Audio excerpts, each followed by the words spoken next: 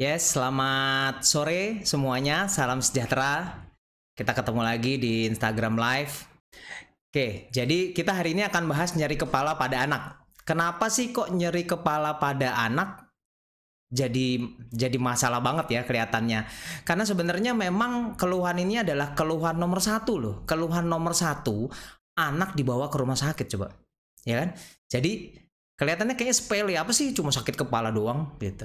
Ternyata nggak gitu. Ini adalah keluhan nomor satu yang membuat anak paling sering dibawa ke rumah sakit. Ya, angka kejadiannya cukup ini loh. Angka kejadiannya sendiri cukup sering.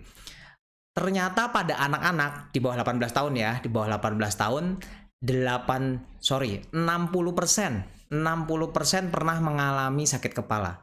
Ya, jadi pada anak-anak di bawah 18 tahun 60% pernah mengalami sakit kepala.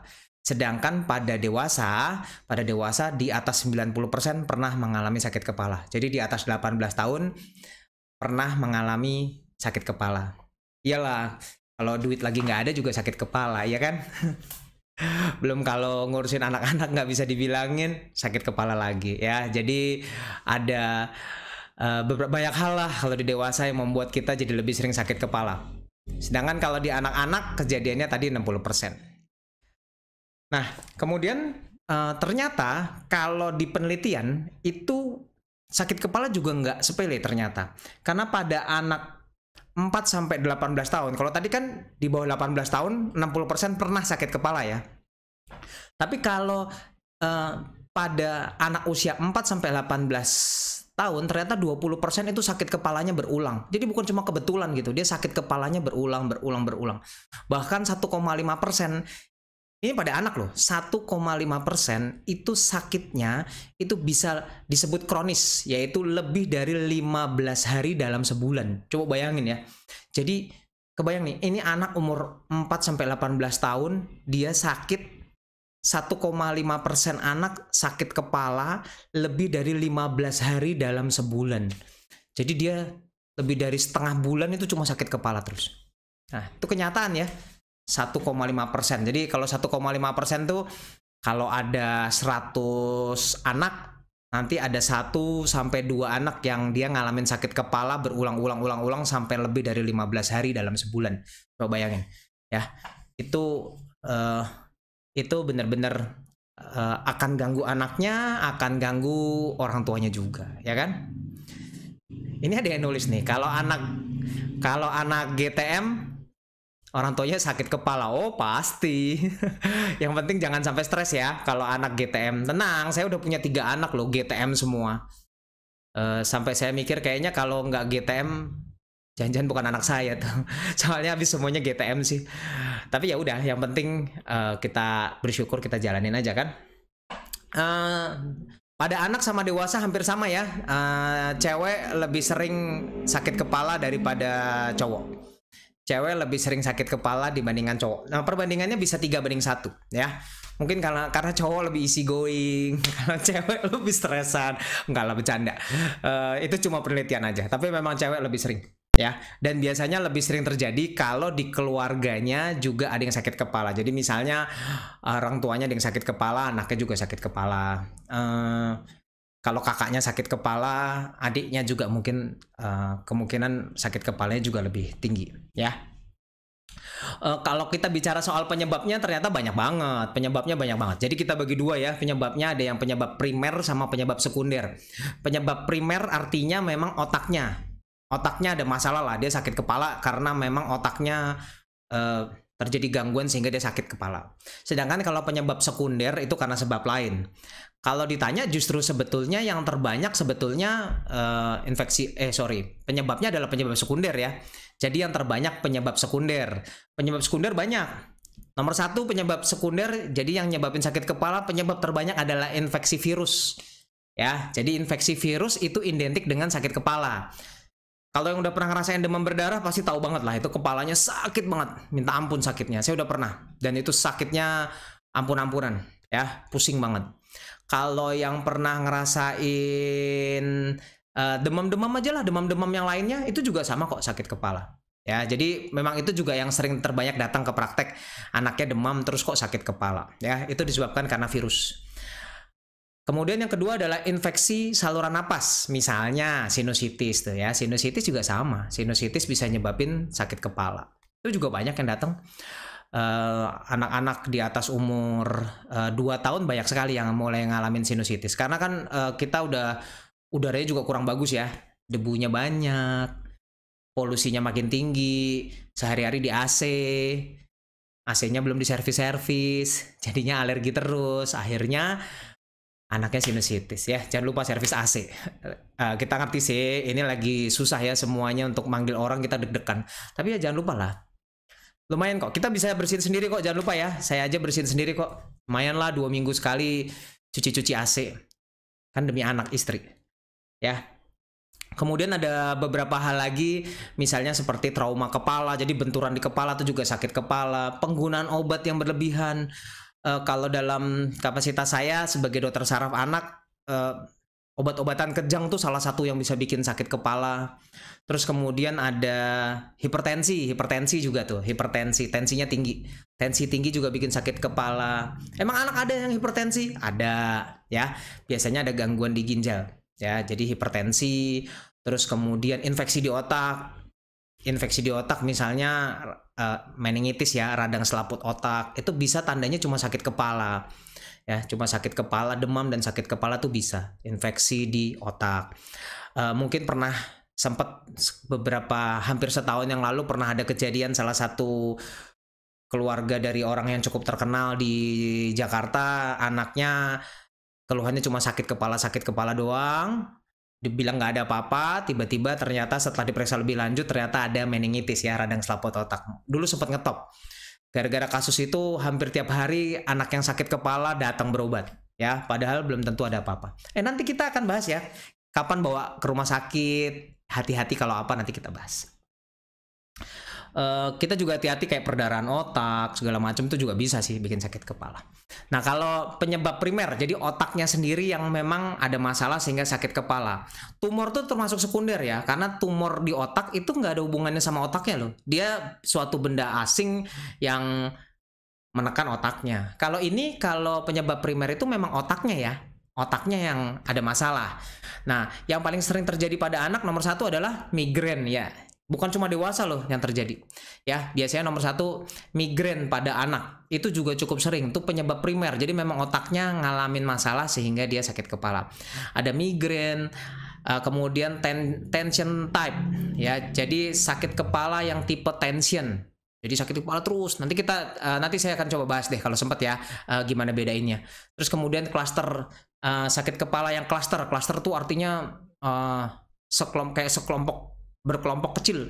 Jadi sakit banget, hilang. Sakit banget, hilang. Sakit banget, hilang. Kayak begitu, ya. Jadi ada migrain, tipe tension sama cluster. Itu yang primer. Ada beberapa lagi yang lainnya, tapi yang terbanyak 3 itu aja sih. Nah, sekarang gimana taunya kalau anak saya sakit kepala? Kalau anaknya udah gede gitu ya, anaknya udah SD, udah SMP, SMA mah gampang kali ya, dia tinggal bilang Pak sakit Pak, Mas sakit mah gitu. Tapi gimana kalau yang pada anak kecil? Apakah pada bayi bisa ngalamin sakit kepala? Apakah pada anak yang usia 2 tahun yang belum ngomong bisa sakit kepala? Jawabannya bisa. Gimana kita ngenalinnya? Yang paling gampang sebenarnya anaknya rewel tiba-tiba. Jadi dia rewel, terus habis itu gelisah. Kalau anak-anak di umur 2 tahun kayak orang bingung, tiba-tiba aja gitu kayak orang bingung. Anak-anak yang prasekolah bisa bentuknya depresi, cemas, aneh ya, cuma cemas gitu. Tapi itu salah satu karena dia saking sakitnya dia cemas dia. Aduh, sebentar lagi sakit lagi, sebentar lagi sakit lagi. Nah, yang harus hati-hati pada anak yang kecil adalah namanya head rocking. Head rocking tuh gini-gini kepalanya. Gini-gini aja terus gitu ya. Jadi atau gini-gini terus. Itu namanya head rocking atau head banging. Head banging itu dipentok-pentokin ya. Anak saya suka tuh mukul-mukul kepala. Memang anak kecil suka mukul-mukul kepala ya, tapi biasanya pelan. Jadi cuma pukul.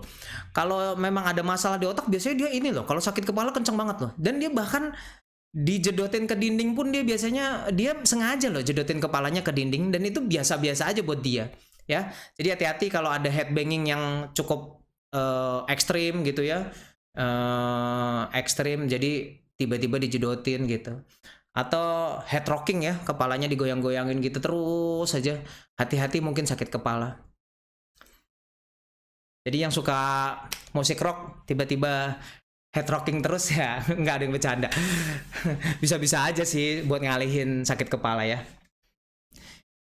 Gimana caranya kita bisa tahu anak lagi sakit kepalanya, Dok? Secara mereka kan belum bisa nyampein yang sakit di mana. Wih, ini sesuai dengan yang baru aja saya sampaikan ya tadi ya. Ada perubahan perilaku biasanya. Perubahan perilaku. Jadi anaknya tiba-tiba nangis tanpa sebab jelas, tiba-tiba murung. Kan tadi dibilang depresi, cemas kayak orang bingung, dideketin nangis, dideketin kok nangis. Ada sesuatu lah. Anak biasanya dideketin seneng dong, ya. Tadi head rocking, head banging, ya itu beberapa. Kalau panas tinggi banget suka ngeluh pegel-pegel di kaki terus kepala pusing, itu normal. Nah ini tadi yang kita bahas ya. Jadi penyebab terbanyak sakit kepala pada anak adalah infeksi virus.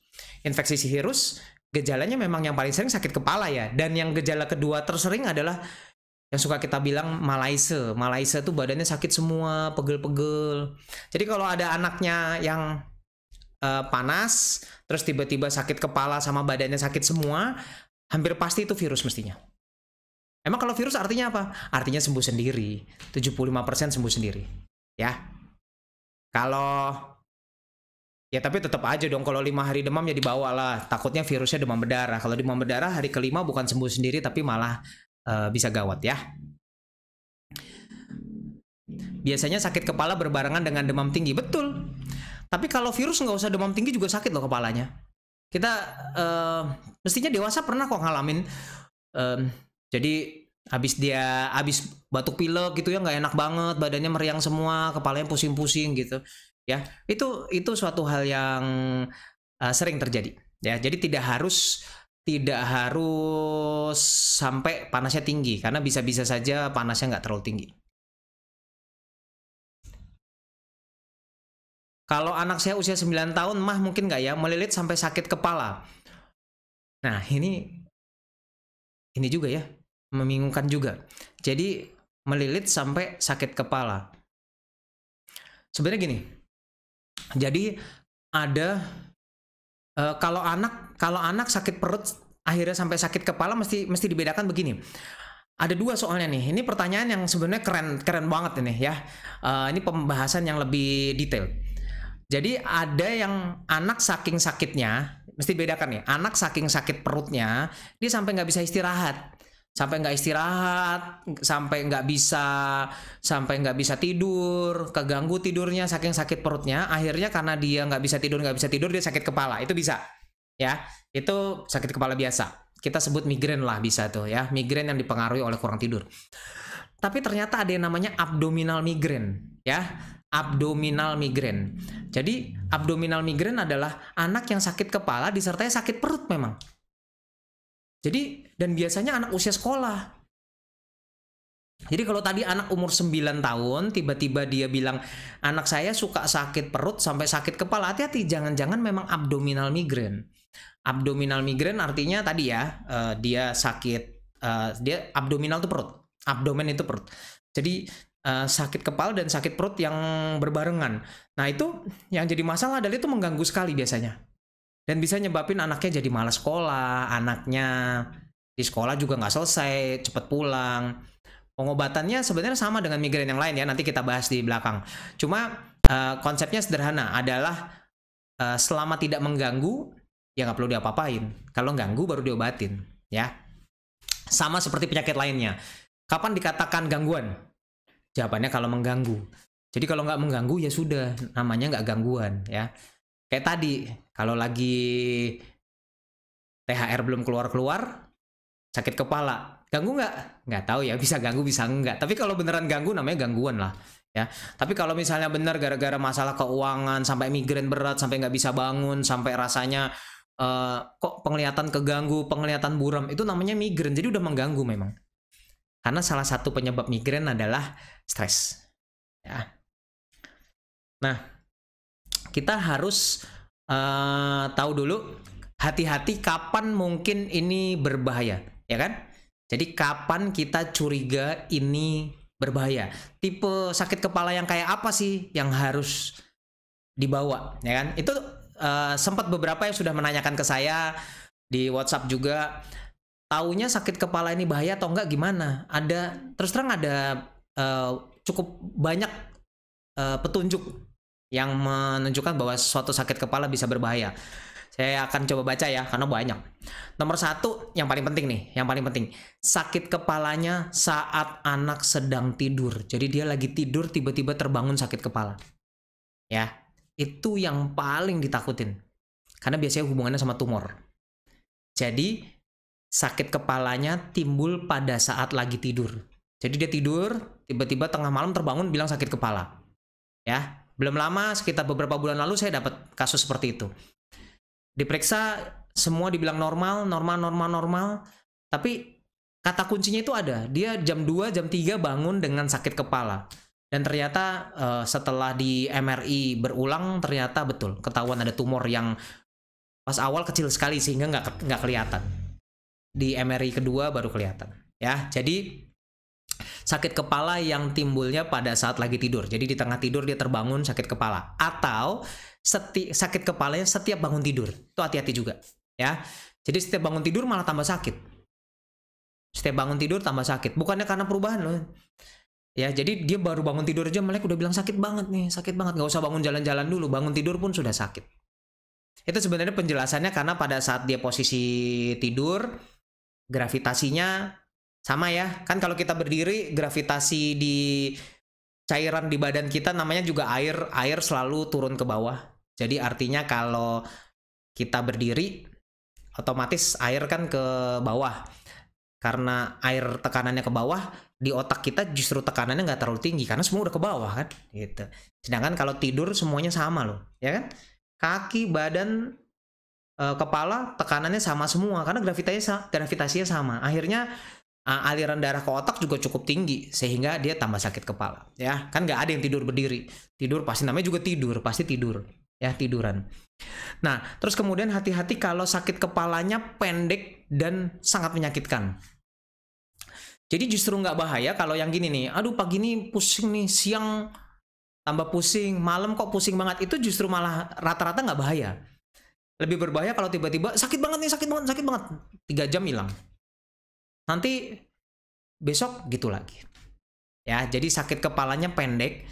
3 jam kok pendek? 3 jam pendek karena rata-rata migrain bisa sampai 72 jam. Ya, sakit kepala migrain itu bisa 72 jam. Jadi sakit kepala yang pendek, tadi kan udah ya yang lagi tidur. Kedua yang berbahaya kalau pendek dan sangat menyakitkan. Sampai istilahnya kalau di luar negeri disebutnya seperti petir. Ya, seperti petir. Jadi tiba-tiba mendadak sakit banget. Mendadak.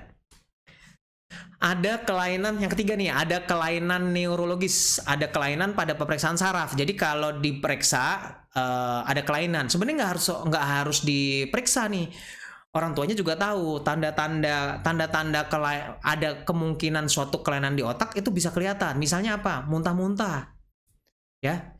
Kan itu ada suatu kelainan yang lain dong, ya. Jadi dia bukan cuma sakit kepala nih, sakit kepala sambil muntah-muntah, sakit kepala pandangannya hilang. Jadi tiba-tiba kok nih kabur di separuh. Sakit kepala pandangannya ganda, kok double. Sakit kepala gangguan keseimbangan, jalannya jadi nggak bener. Kalau jalan belok-belok, miring-miring. Sakit kepala, kemudian ada kelumpuhan, ya kan? Tiba-tiba kok sakit kepala tangannya nggak bisa digerakin, itu juga sama. Itu suatu sakit kepala yang disertai ada gangguan bentuk gangguan saraf yang lainnya, ya.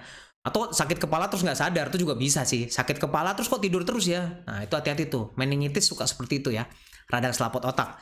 Jadi dia panas, sakit kepala, terus habis itu tidur terus. Dia bukan koma, banyak tidur aja. Jadi kalau tidur dibangunin paling cuma sebentar, tidur lagi, ngomongnya ngaco gitu ya.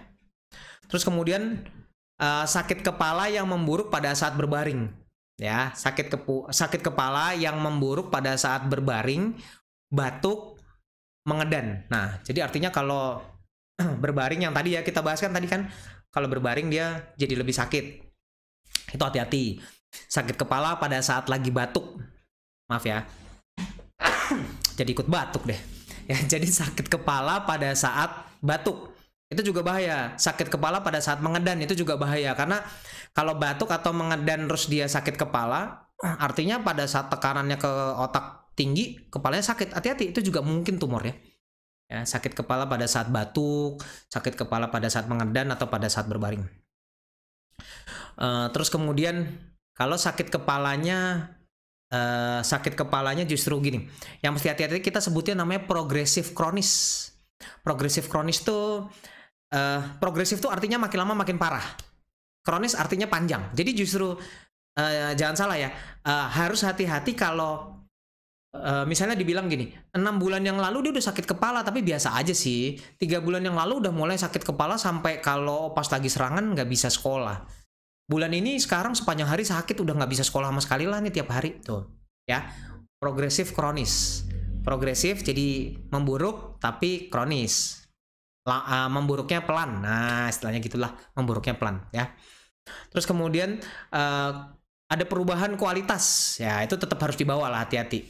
Dulu segini sekarang kok makin parah gitu ya. Perubahan kualitas, perubahan frekuensi. Dulu 2 bulan sekali, sekarang kok seminggu sekali. Itu juga hati-hati ya. Perubahan frekuensi, perubahan kualitas. Kemudian ada yang bilang kalau sakit kepalanya di belakang sini ya, di belakang. Hati-hati.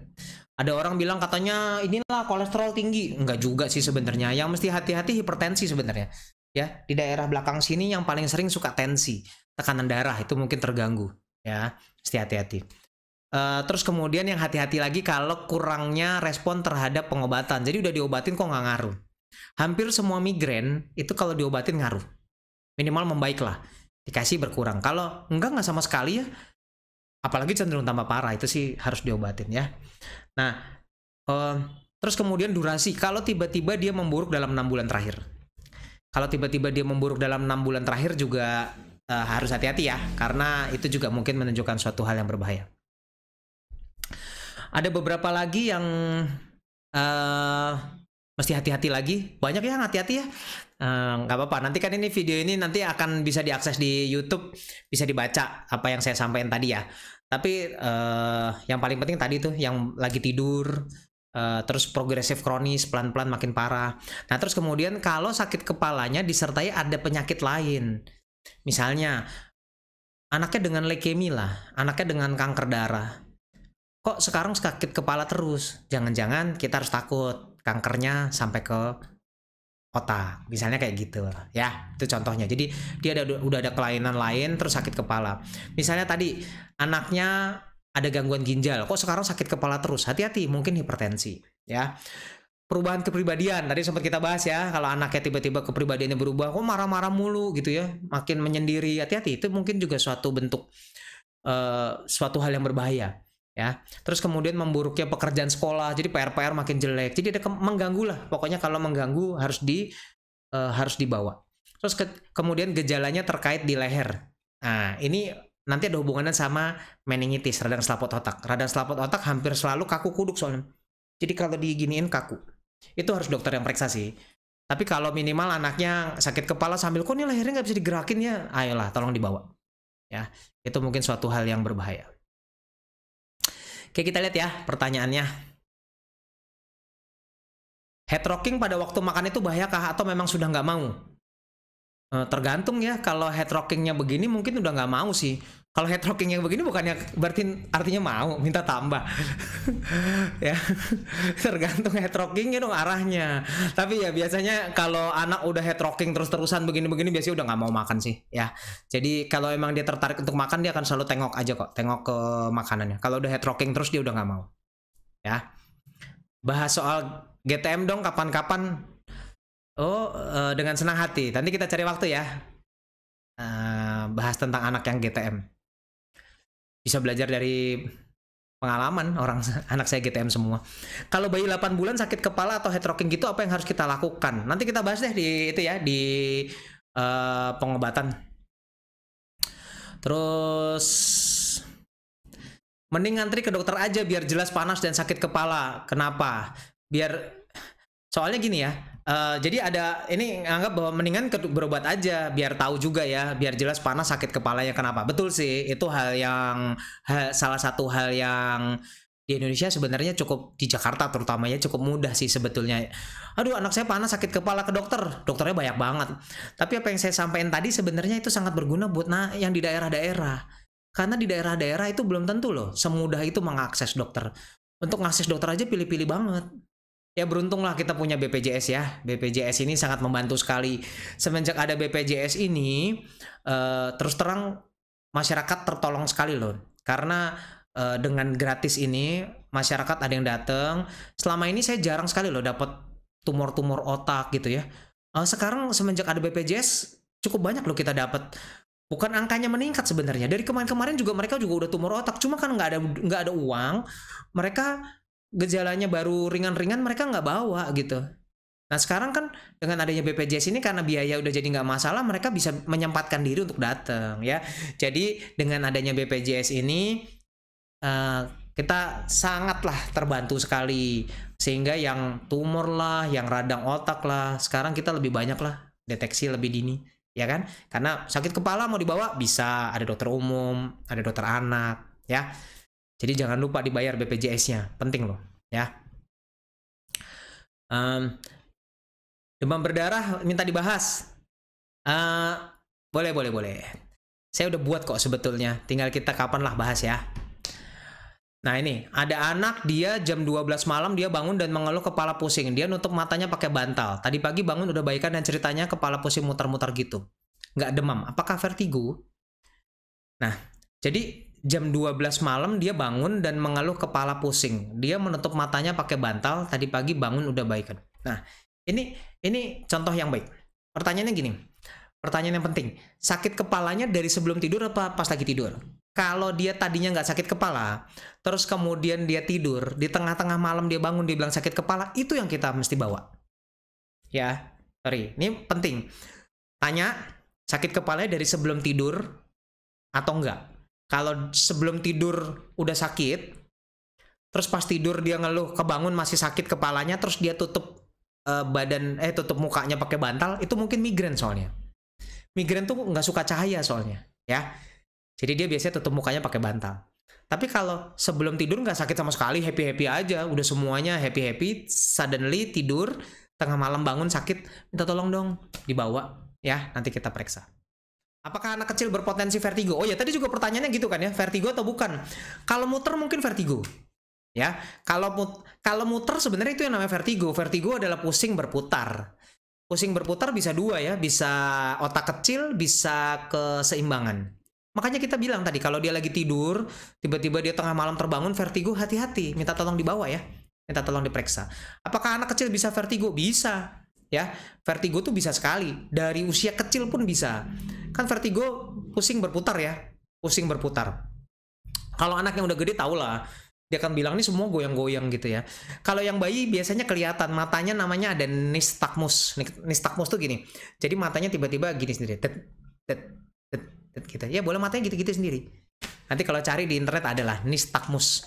Ya kan mestinya kalau ngelirik gini ini nggak matanya setiap dikasih apa dia nggak bisa fokus jadi tiba-tiba gini sendiri gini sendiri atau pelan gini ceret balik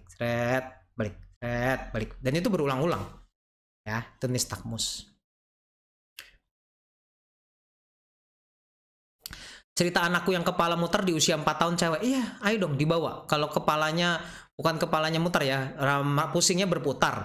Kalau pusingnya berputar, mau usia berapapun, sebetulnya begitu anak pusingnya berputar, minta tolong dong dibawa. Yang paling sering THT lah, masalah THT. Karena yang paling sering masalah di telinga. Jadi telinganya dicek, kalau nggak ada apa-apa, dia ya berarti takutnya di otak ya. Yang masalah kan tadi bilang otak kecil atau telinga. Nah, tapi tadi yang saya mau ingatkan, kalau dia cuma pusingnya berputar gitu aja sih mungkin THT aja ya, masalah di telinga lah. Tapi kalau misalnya dia tadi pakai bangun-bangun sakit kepala lagi tidur, ayo dong ya, hati-hati. Terus kemudian oke ya, terus sekarang gini deh, kalau memang udah ada sesuatu yang bahaya lah, kita terpikir bahwa ini hati-hati ya, mesti bawa ke rumah sakit. Hampir semua orang tua pasti minta anaknya di CT scan atau MRI, ya kan? Nah, kenyataan lah. Jadi hampir semua datang, pertanyaannya pasti begitu. Perlu CT scan nggak dok? Perlu MRI nggak dok? Ya kan? Sebenarnya nggak semua lah, nggak semua harus CT scan atau MRI. Yang di CT scan atau MRI hanya yang kita curiga ada sesuatu di otak dan itu menekan biasanya. Tumor, perdarahan gitu ya. Jadi kapan harus di MRI? Kapan harus di CT scan? Ini juga kalau ada, ya saya tahu lah di sini tadi ada beberapa teman saya yang dokter-dokter anak ikut join ya. Kapan tadi ya, hati-hati kan tadi clue-nya udah. Sekarang kapan harus di CT scan atau MRI? Nomor satu, kalau pemeriksaan fisiknya ada nggak normal. Pemeriksaannya, jadi diperiksa misalnya tadi, loh kok ini tangannya kuat sebelah ya, yang sebelah lebih kuat, yang sebelah lebih lemah. Ayo dong di CT scan atau MRI ya. Tadi pandangannya double, itu juga mesti di CT scan atau MRI ya. Jadi kalau diperiksa ada sesuatu yang nggak normal, langsung aja. Itu sih nggak usah ditunggu-tunggu, langsung. Nah, harus dipertimbangkan pada anak di bawah umur 6 tahun karena rata-rata di bawah 6 tahun jarang banget terjadi sakit kepala. Nah, ini ya. Di bawah 6 tahun jarang sekali sakit kepala. Kalau tadi panas terus sakit kepala, kita nggak terlalu takut lah. Tapi kalau ini anak udah sakit kepala berulang-ulang di bawah umur 6 tahun, hati-hati. Mereka nggak pernah bohong. Ya, anak 6 tahun belum ngerti lah bohong-bohong. Jadi mereka biasanya sakit kepala betul. Ya, terus kecurigaan suatu infeksi di otak. Tadi ya, infeksi di otak, demam, sakit kepala, kaku kuduk, kesadarannya menurun, ngantuk-ngantuk gitu. Nah, itu ayo. Tolong dong di CT scan atau MRI ya.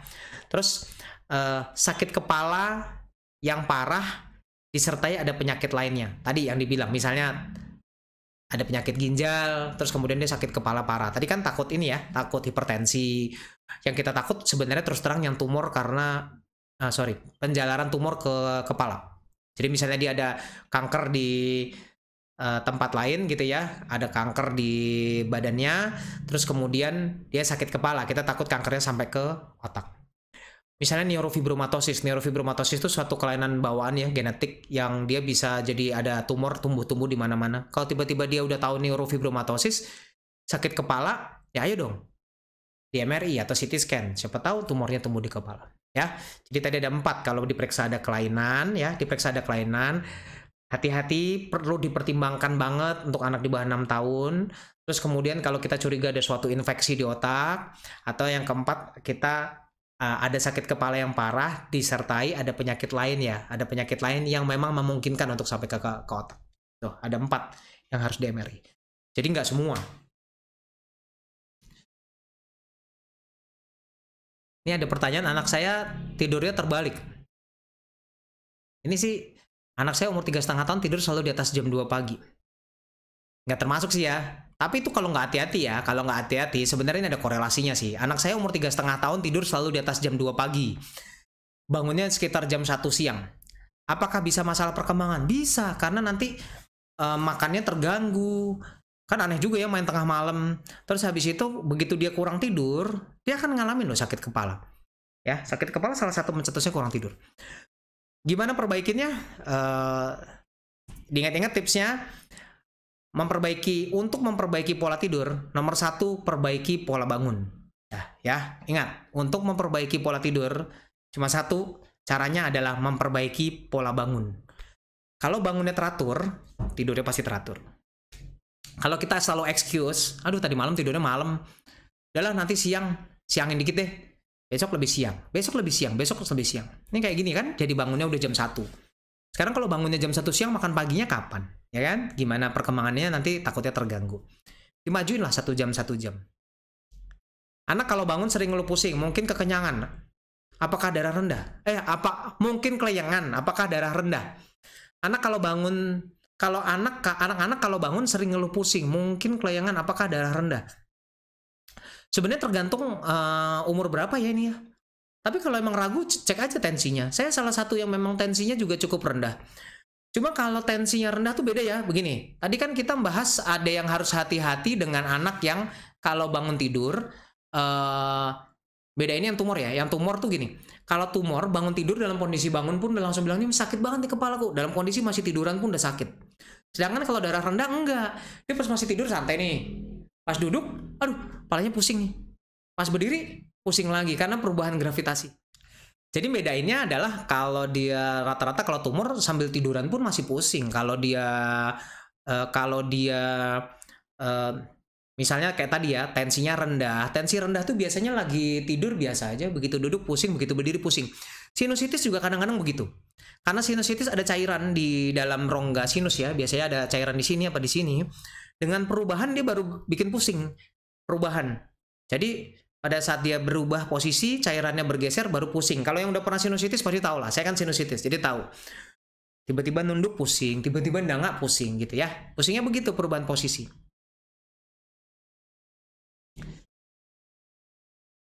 Anak saya usia 1 tahun kadang head rocking. Penanganan pertamanya apa? Kalau kadang cuma head rocking aja nggak apa-apa loh. Jangan sampai terpikir bahwa head rocking ini masalah loh. Head rocking ini sebenarnya nggak apa-apa. Jadi kalau head rocking makin sering, dihentikan susah. Kalau dihentikan marah-marah, harus hati-hati. Karena 1 tahun kan belum bisa ngeluh ya, sakit kepala. Jadi sering, intens, makin lama makin parah, dihentikan kok nolak, hati-hati ya. Itu mungkin saja bahaya. Tapi kalau cuma sambil main-main aja nggak apa-apa. Gitu. Kapan bahas tumbuh kembang? Kan udah waktu itu. Nantilah kapan-kapan kita bahas lagi tumbuh kembang. Jika anak sakit kepala saat demam, normalkah? Normal. Tadi ya. Sakit kepala saat demam normal. Ingat, sakit kepala saat demam wajar, tapi kalau setelah itu ada perubahan perilaku, banyak tidur, itu baru nggak normal. Ya. Kapan anak dibawa ke rumah sakit kalau sakit kepala? Rangkuman dari yang tadi ya, yang banyak. Tadi kan sebenarnya panduan untuk dokter tuh. Dokter harus hati-hati. Mesti tanya baik-baik itu sakit kepalanya apa. Kalau buat orang tua yang simpel deh nih. Nomor 1, sakit kepalanya setelah cedera kepala. Ya, itu ayo dong bawa. Jadi bukan maksudnya kebentur kepalanya sakit, bukan gitu ya. Kalau itu sih pastilah semua orang. Jadi setelah dia cedera kepala, misalnya dia setelah jatuh, setelah benturan, habis itu dia ngeluh banget nih, kepalanya sakit banget dan itu berlangsung terus loh. Jadi benturannya udah hilang, dia masih terus sakit kepala. Itu hati-hati ya, bawa ke rumah sakit ya. Bawa ke rumah sakit kalau munculnya setelah cedera kepala. Kemudian tadi tidurnya pada saat munculnya pada saat lagi tidur ya. Tadi nomor 1 tadi apa? Bawa ke rumah sakit kalau sakit kepala munculnya setelah cedera kepala. Jadi setelah benturan dia kecelakaan gitu terus sakit kepala bawa. Kedua, kalau munculnya saat lagi tidur atau pada saat bangun. Ya, jadi saat lagi tidur dia tiba-tiba terbangun dia sakit kepala atau tiap pagi dibangunkan dia bilang sakit kepala. Ingat ya, gak ada hubungannya sama perubahan posisi loh. Jadi lagi bangun udah sakit kepala. Ketiga, kalau sakit kepalanya tiba-tiba dan parah. Tadi ingat ya, tiba-tiba dan parah. Jadi mendadak sakit banget gitu. Terus tiba-tiba sebentar hilang. Kayak nggak ada apa-apa. Terus tiba-tiba sakit lagi, itu juga ya, tiba-tiba dan parah. Terus ada gejala lain yang menyertai, misalnya tadi sakit kepala sambil mual-mual, sakit kepala sambil muntah, sakit kepala sambil nggak sadar, sakit kepala sambil anaknya ngomongnya ngaco, banyak tidur, sakit kepala sampai ada kehilangan keseimbangan, gangguan penglihatan. Jadi ada gejala lain loh, ya, bukan sakit kepala doang. Sakit kepala dengan gejala lain. Terus mendapat sakit kepala lebih dari sebulan sekali. Nah ini hati-hati. Kenapa bilangnya sebulan sekali? Karena kalau yang anak sudah, minta maaf ya, kalau yang sudah menstruasi, itu memang kadang sering terjadi migrain ya. Dan kan menstruasi memang sebulan sekali. Makanya dikasih batasan, biar gampang ingetnya, sebulan sekali masih oke lah. Tapi kalau sebulan udah 2 kali, udah 3 kali, udah nggak oke ya, tolong dibawa. Terus mengalami sakit kepala dan berusia lebih muda dari usia 3 tahun. Jadi kalau 3 tahun ke bawah minta tolong dong. 3 tahun ke bawah tadi, apalagi kemarin dapat loh saya umur 2 tahun bilang sakit kepala. Itu kan aneh sekali ya. Udah nggak mungkin bohong. Anak sekecil itu sampai ngeluh artinya ngeluh sakit banget lah. Ya. Kemudian memiliki sakit kepala dan memiliki kondisi medis tertentu. Yang tadi ada kanker di badan, sekarang sakit kepala tuh ya, minta tolong dibawa. Jadi sebenarnya buat orang tua yang simpel-simpel ada 7 lah ya, bawa ke rumah sakit. Tadi habis cedera kepala, sakit kepalanya lagi tidur atau pas bangun, sakit kepalanya tiba-tiba langsung parah banget lah, tiba-tiba parah. Ada gejala lain yang menyertai, tadi muntah, kehilangan keseimbangan, terus kemudian kehilangan kesadaran, kepalanya kaku, kayak gitu-gitu ya. mendapat sakit kepala lebih dari sebulan sekali. Terus kemudian kalau sakit kepalanya anaknya usianya kecil, nggak nyampe 3 tahun. Dan kalau ada penyakit lain yang mendasari. Ya, itu tolonglah dibawa.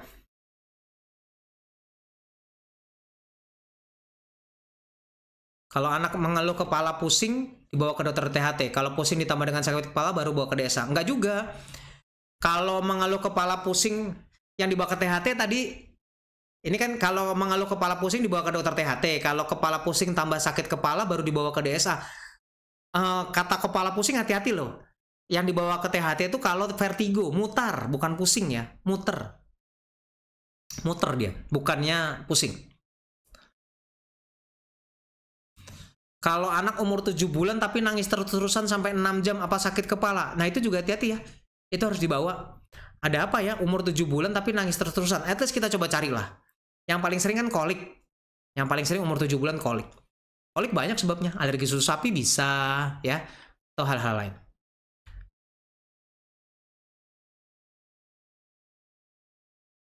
Kalau pusing karena hipertensi pada orang dewasa dan sering muncul, apa perlu sampai CT scan?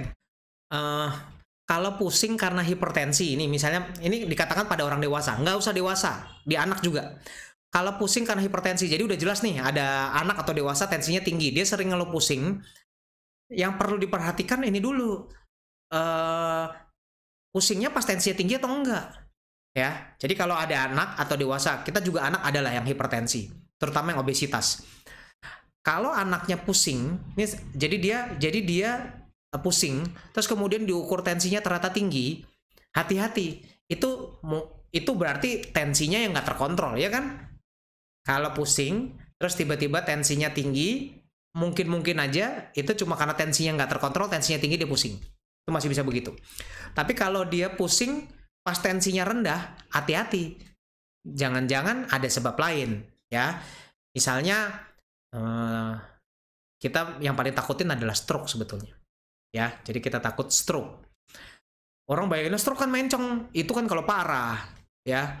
Banyak orang yang nggak nyangka bahwa stroke ada yang ringan-ringan, cuma sakit kepala, cuma pendengaran suka hilang-hilang, terus penglihatan kabur-kabur sebentar, ya. Karena stroke kan ada yang perdarahan, yang pecah perdarahannya mendadak, itu sih biasanya gejalanya langsung mendadak parah lah, tiba-tiba dia mendadak anaknya mencong lah, itu yang stroke yang perdarahan. Tapi kalau stroke yang kurang darahnya nggak nyampe ke sana, bentuknya nggak selalu kayak gitu, bentuknya cuma bisa gangguannya cuma ringan-ringan aja lah, ya. Anak-anak bisa terkena stroke, bisa dong. Kita sudah ada beberapa kasus cukup banyak, rata-rata penyebab terbanyaknya memang ada gangguan di pembuluh darah. Jadi bawaan dari lahir ya, dari lahir ada gangguan pembuluh darah sehingga mudah pecah. Itu penyebab tersering stroke pada anak. Gejalanya sakit kepala loh, jangan salah. Ya, gejalanya sakit kepala. Terus kemudian penyebab kedua terbanyak stroke pada anak itu karena tensi tinggi. Jadi anak yang dengan gangguan ginjal, tensinya suka tinggi, itu bisa stroke. Tadi gangguan pembuluh darah, terus tensi tinggi. Ketiga gangguan pembekuan. Jadi memang pembekuannya terganggu. Jadi dia gampang nyumbat lah istilahnya, darahnya gampang nyumbat, itu pembekuan yang terganggu, jadi harus dikasih pengencer darah terus-terusan. Terus kemudian yang hati-hati juga, stroke pada anak bisa disebabkan karena tadi kan tensi ya, salah satunya obesitas. Obesitas kan lemak ya.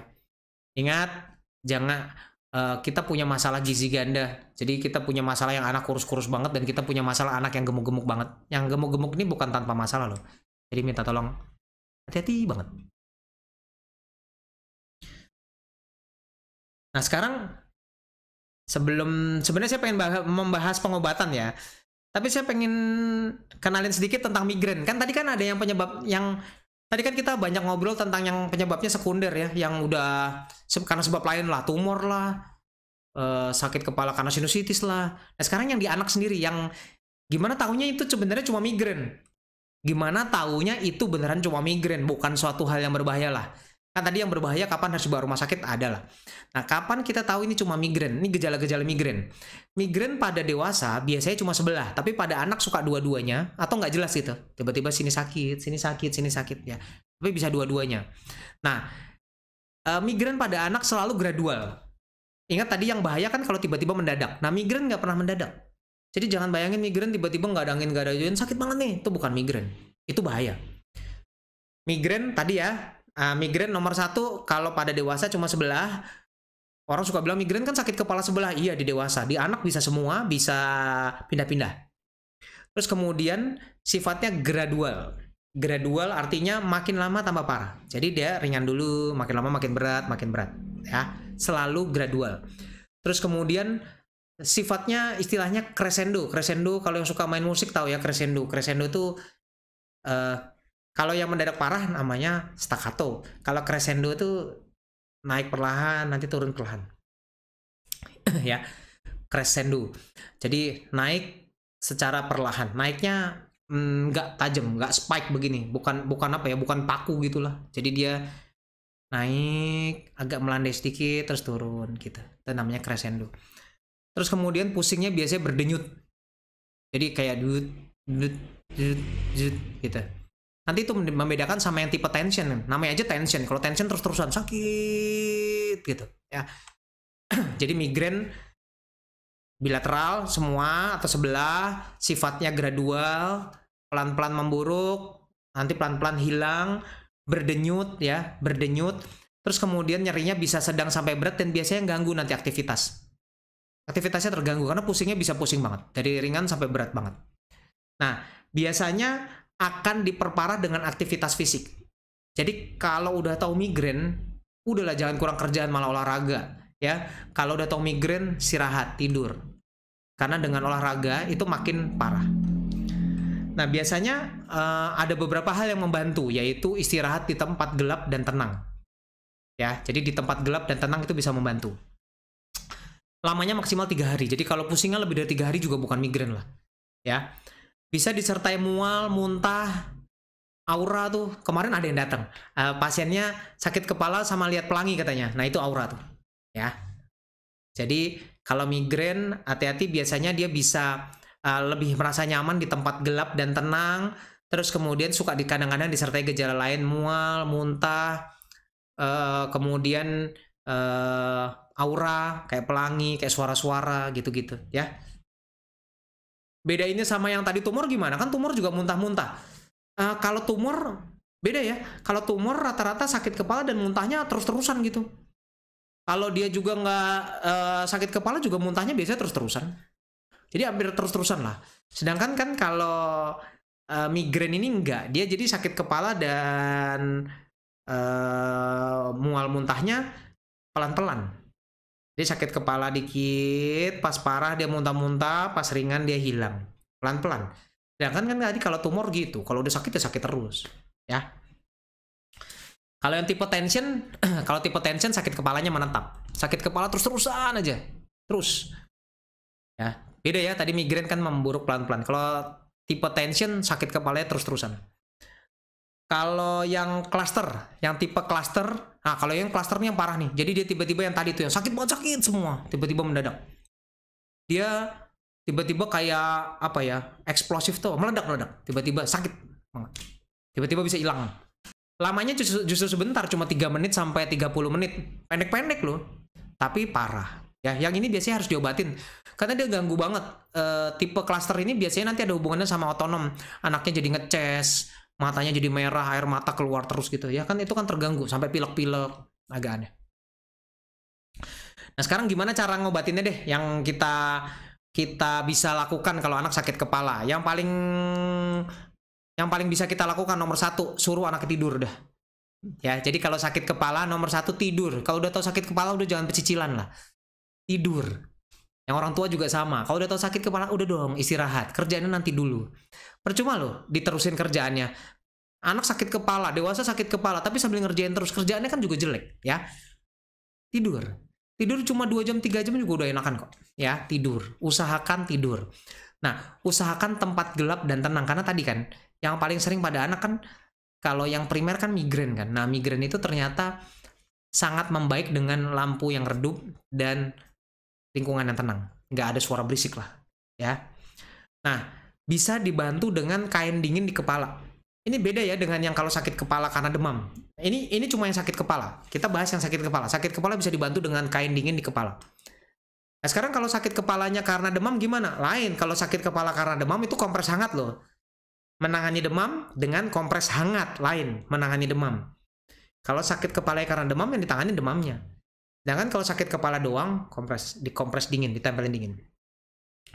Kalau ganggu banget gimana? Boleh diberikan paracetamol atau ibuprofen. Bagusan mana paracetamol sama ibuprofen? Penelitian bilang sama aja.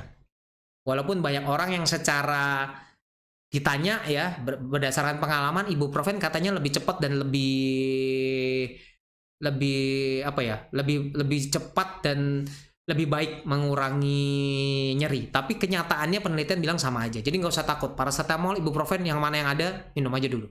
Nah, karena migrain banyak hubungannya dengan stres. Migrain banyak hubungan stres.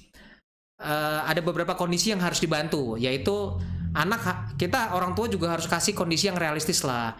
Jadi kalau anak udah migrain terus, standar pendidikan maksudnya standar ini ya, standar nilai misalnya, ya udahlah turunin dikit, gak usah dipaksa-paksain. Kalau migrain terus juga percuma. Kalau anaknya udah lama nggak sekolah, justru mendingan dibawa ke sekolah deh. Dengan di rumah terus dia juga depresi kan. Dia di rumah ngelamun, gak ada kerjaan, sakit kepala gitu, malah tambah depresi. Bawa aja ke sekolah. Masalah di sekolah sakit nggak apa-apa, deh istirahat. Yang penting santai. Ingat, levelnya standar yang harus dicapai tolong diturunin. Lebih santai ke sekolah ya. Hindari pemicu sakit kepala. Tadi ya, hindari pemicunya, hindari pemicu. Jadi kalau udah tahu pemicunya stres, ya ayo dong jangan stres-stres. Nih, olahraga setiap hari selama 20-30 menit. Jangan lupa, olahraga setiap hari selama 20-30 menit membuktikan bahwa itu bisa mengurangi sakit kepala.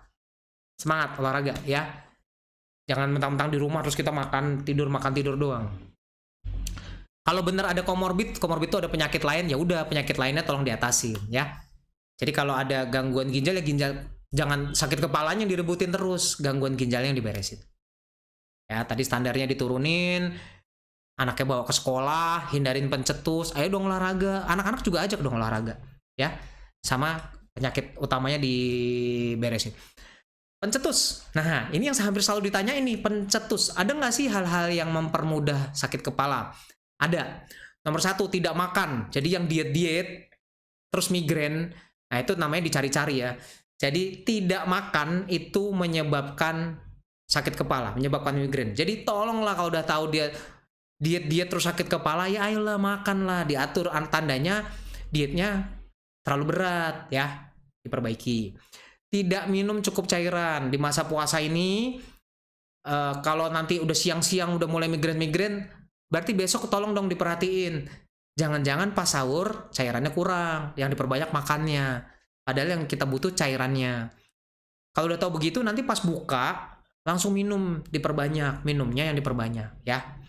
Terlalu banyak kafein, nah nih dia, terlalu banyak kafein. Yang doyan minum kopi migrain, nanti mereka akan bilang juga kalau nggak minum kopi tapi saya migrain. Iya, memang jadi terjebak karena dia minum kopi, dia gampang migrain. Padahal kopi sendiri mau menyebabkan jadi aktif, migrainnya hilang, tapi nggak lama kafeinnya bikin migrain lagi.